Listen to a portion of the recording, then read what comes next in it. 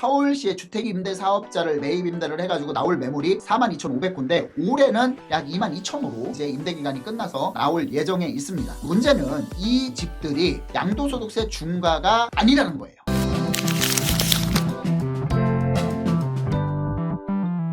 안녕하세요. 반갑습니다. 여러분들과 함께 부동산 투자의 시작을 설계하는 채널 이충민의 부말리입니다. 얼마 전에 이재명 대통령께서는요, 주택임대사업자에 대한 매입 임대주택에 대해서 말씀을 하셨습니다. 건설해서 임대를 놓는 것도 아닌데 매입을 해서 임대를 놓는 건데 그 임대사업자들한테 혜택이 너무 과하지 않냐, 이런 임대사업자들은 수십 채 수백 채를 사모을 수 있다. 그렇게 된다라고 하면은 집을 수만 호 수십만 호 공급을 한다라고 해도 부족할 수밖에 없다라고 SNS에 글을 올리셨습니다. 그래서 오늘은 이 이야기의 팩트체크를 한번 해보도록 하겠습니다. 민간임대사업자는 두 가지가 있습니다. 건설임대가 있고 매입임대가 있다라고 보시면 될 것 같은데, 주택을 건축했다면 몰라도 임대사업자 등록만 하면 집을 얼마든지 사모을 수 있다는 것도 이상합니다. 건설임대 아닌 매입임대를 계속 허용할지에 대한 의견을 묻습니다. 서울 시내 등록 임대주택가 약 30만 호 있는데 그 중에 아파트는 5만 호 정도 됩니다. 주택임대사업자를 낸 임대주택 물건에는 취득세나 재산세, 종부세 감면과 영구적인 다주택 양도세 중과 제외라는 특혜를 받고 있어요.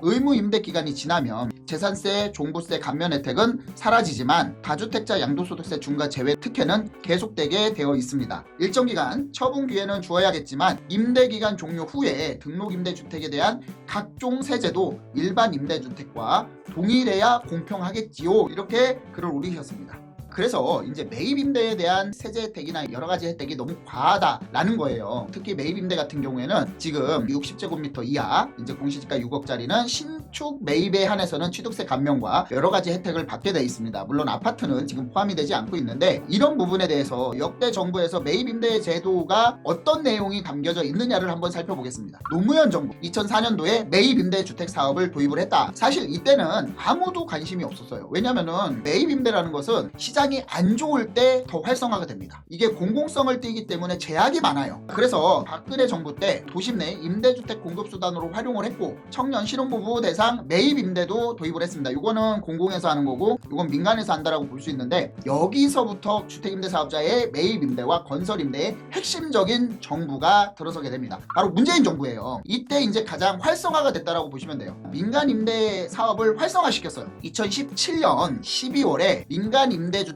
활성화 대책을 발표를 합니다. 왜냐하면 제도권으로 아예 편입을 시켰어요. 박근혜 정부 때도 사실은 만들어져서 유지는 했지만 이렇게까지 활성화시키진 않았습니다. 그때 이제 현장에서 제도권 안으로 편입을 시킨다라는 의미는 제도권 안으로 편입을 시켜서 민간임대주택을 관리를 하겠다라는 목적이 아니었다, 이런 얘기가 들렸어요. 그럼 뭐냐? 임대주택에 대한 임대소득을 확실하게 제도권으로 편입을 시켜서 세수를 확보하겠다라는 거였습니다. 임대주택을 활성화시켰어요. 그러다 보니까 어떻게 해요? 한 명이 500채, 1000채, 어떤 사람은 2000채 이렇게 매입을 하게 됩니다. 그러면 어떤 혜택이 있었을까요? 주택임대사업자를 등록을 할 경우 매입임대를 말씀드리는 겁니다. 양도세 중과 배제, 재산세 감면해주고요, 종부세 합산 배제를 해줍니다, 취득세 감면 혜택을 줍니다. 신규 매입주택에 한해서만 이런 여러 가지 혜택으로 민간 매입 임대가 급증을 하게 됩니다. 이때 부동산 가격이 폭등을 하게 됩니다. 왜냐하면 코로나 시국도 같이 거쳤죠. 그래서 어떻게 했냐? 아파트는 제외시켰습니다. 지금도 주택임대사업자는 비아파트만 가능해요. 대부분 빌라나 오피스텔을 말하는 거겠죠. 이렇게 해서 임대사업자 특혜 등 논란이 일자 아파트에 대해서 단기, 장기 등록임대 전면 폐지했고요. 세제 혜택 축소뿐만이 아니라 이때부터 임대사업자를 내는 순간 혜택이 모두 사라졌습니다. 그리고 단기랑 장기라고 되어 있죠. 원래 박근혜 정부 때 도입한 주택임대사업자는 4년이었습니다. 물론 장기 8년도 있었어요. 그런데 이때 단기, 장기 다 없애고 10년짜리로 만들어지게 됩니다. 그런데 혜택이 없어요. 그래서 문재인 정부 때 제도권 안으로 끌어들인다라고 해서 혜택을 많이 줬다가 부동산 가격이 폭등하고 국민들의 원성이 높아지고 감당 불가 수준에 오기 때문에 혜택을 완전 없애버렸습니다. 아파트는 아예 되지도 않고요. 그런데 윤석열 정부 들어서 금리가 급격하게 상승을 하고요. 그 다음에 빌라의 거래량이 90% 이상 빠지게 됩니다. 그러다 보니까 세수 확보뿐만이 아니라 모든 게 문제가 됩니다. 가장 큰 여파는 전세 사기라고 보시면 됩니다. 그래서 빌라는 무조건 월세 가거나 아니면 아파트로 간다라는 그런 그런 이 사회적 분위기가 있었단 말이에요. 매입 임대이기 때문에 준공 전에 계약을 하면 아직도 깜깜이 계약이에요. 지금 부동산 실거래가가 시행이 돼서 2006년도 6월 달부터 등기부등본에 실거래가가 기재가 됩니다. 근데 지금도 준공 전 분양은 검인계약서란 말이에요. 그러다 보니까 실거래가가 등기부등본에 기재가 안 되다 보니까 임차인이 얼마에 분양받고 이게 얼마인지를 잘 모르니까 분양가 2억인데 실질적으로 내가 2억 5천에 전세에 들어가는 이런 기한 현상이 많아집니다. 실질적으로 전세가도 올라가고 깜깜이 계약에 실거래가를 모르다 보니까 전세 사기를 당한 경우가 많았죠. 일단 빌라나 이런 비아파트 같은 경우는 매수하는 사람이 있어야 집을 공급을 하게 되겠죠. 매수를 하면은 미분양이 되거나 공급이 안 됩니다.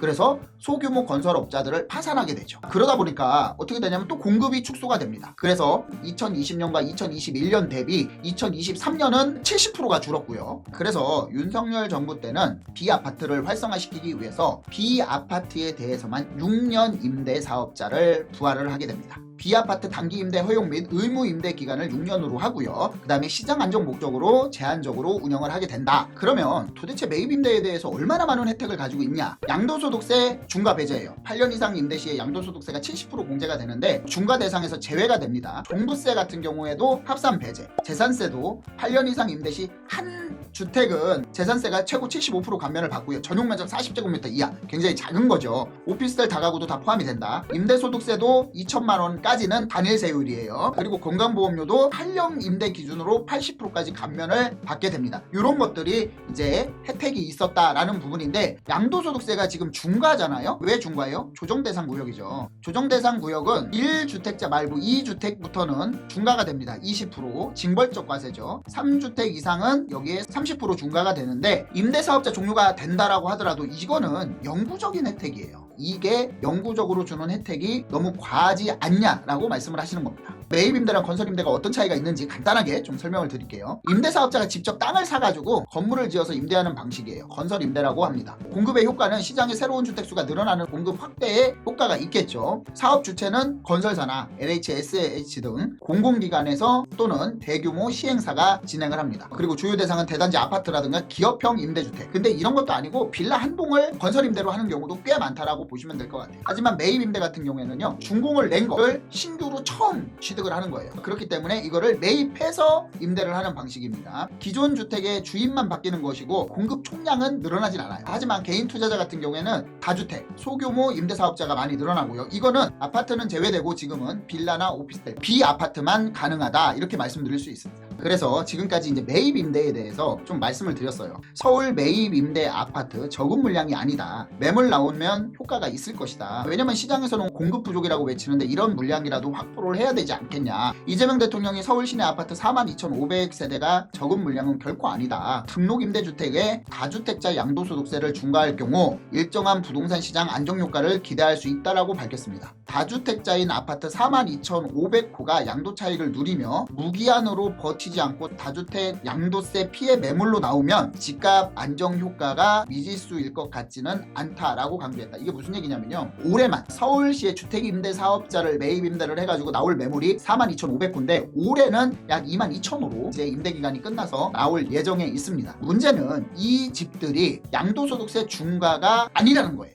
그러니까 이 사람들은 중과가 아니기 때문에 버틴다라는 개념인 건데, 저는 여기에서 모순을 좀 찾을 수 있습니다. 양도소득세 중과가 아니라고 버틴다? 근데 양도소득세 중과라고 못 버틴다? 이건 아니라는 거죠. 왜냐하면은 양도소득세 중과는 어디서 나와요? 규제지역에서 나옵니다. 규제지역 중에 조정대상구역. 이 조정대상 구역이 영원할 것 같습니까? 문재인 정부 때 조정대상 구역, 투기과열지구, 투기지역 지정돼 있었어요. 근데 부동산 경기가 어려우니까 해제를 했죠. 규제지역 해제를 했습니다. 근데 부동산 가격이 폭등을 하니까 서울시 25개구 규제지역으로 확대를 했습니다. 그러니까 이런 부분들이 영원할 수 없다는 거예요. 그리고 이런 정책들이 과도하면 문제가 생기는데, 임대사업자 혜택이 과도하다. 집값, 전월세 동시 잡기 딜레마. 혜택은 과도한데 집값도 잡아야 되겠고 전월세도 잡아야 되겠고, 그러니까 이게 완전 딜레마라는 거예요. 아파트 시장이 과열이 돼 있죠. 그것도 아파트 시장이 전체적인 과열이 아니라 경기 일부 지역들, 서울에 있는 일부 지역들, 한강벨트와 강남 3구, 용산구 지역들, 그 다음에 재건축으로 유명한 뭐 양천구, 목동 이런 지역들 위주로 집값이 굉장히 많이 오르고 있죠. 그 다음에 서울의 과천이나 또 분당, 선도지구 이런 지역들, 특별히 재건축이나 이런 이슈가 있는 지역들이나 아니면은 누구나 살고 싶어하는 똘똘한 한 채 지역만 아파트 위주로 가격 상승을 하고 있습니다. 근데 지금 주택임대사업자 같은 경우에는 비아파트만 등록이 가능합니다. 비아파트는 집이 나오더라도 살 사람이 없어요. 매매도 안 되고, 그렇게 되면은 또 공급 자체가 안 되니까 가뜩이나 어려운 서민들 전월세 시장이 더욱더 공급 부족으로 망가지게 됩니다. 이거는 답이 나와 있는 게임이에요. 아파트에 대한 혜택 축소? 그러시면 안 됩니다.